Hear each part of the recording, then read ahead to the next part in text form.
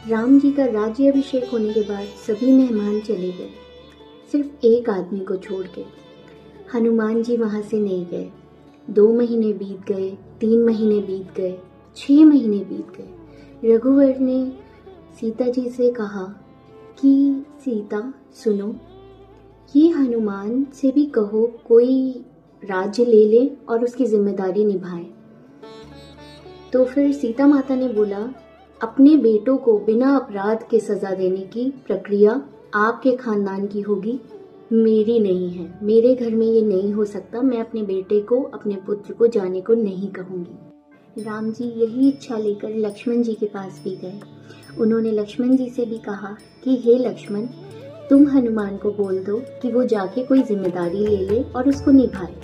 तो लक्ष्मण जी कहते हैं कि भैया, जिन्होंने मुझे मृत्यु से बचाया है उनको मैं जाने को कैसे भूलूं। जब घर में कोई नहीं माना तो राम जी ने खुद ही हनुमान जी से भरी सभा में उनकी प्रशंसा करते हुए कहा कि हे हनुमान, तुमने मेरा बहुत साथ दिया है, बहुत कृपा करी है। अब तुम जाकर कोई राज्य ले लो मुझसे और उसको संभालो। हनुमान जी कहते हैं, आप तो न्याय के देवता हो, आप ऐसा अन्याय कैसे कर सकते हो।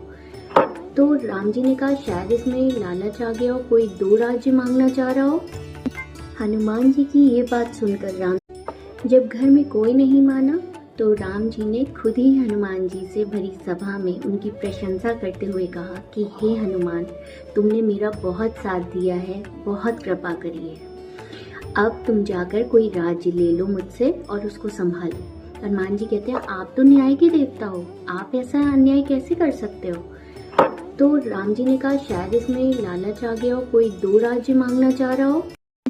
हनुमान जी की ये बात सुनकर राम जी कहते हैं, ठीक है हनुमान, अगर तुम्हें किसी एक राज्य से, एक पद से संतुष्टि नहीं मिलती है तो तुम मांगो, मुझसे कोई 2 राज्य मांग लो, कोई 2 पद मांग लो। तो हनुमान जी कहते हैं कि ठीक है, मैं मांग लेता हूँ, और उनके चरणों में जाकर बैठ जाते हैं। कहते हैं, मुझे आप यही 2 पद दीजिए। उनके दोनों चरण पकड़ के हनुमान जी कहते हैं, मुझे आप यहीं रख लीजिए प्रभु, मैं कहीं नहीं जाऊँगा।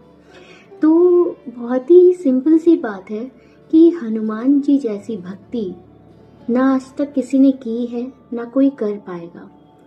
इसीलिए तो कहते हैं ना, कलियुग में सिद्ध हो देव तुम्ही, हनुमान तुम्हारे